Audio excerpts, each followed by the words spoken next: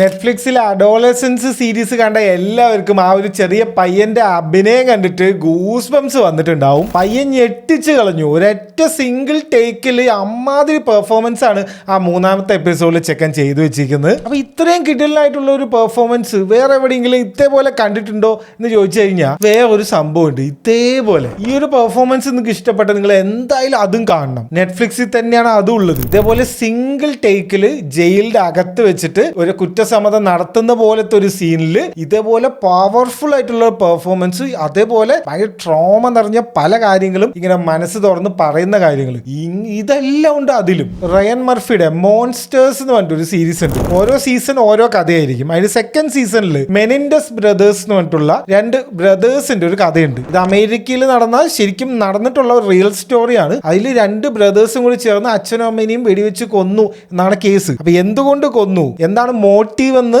അവർ explain ചെയ്യുന്ന ഒരു സീനാണ്.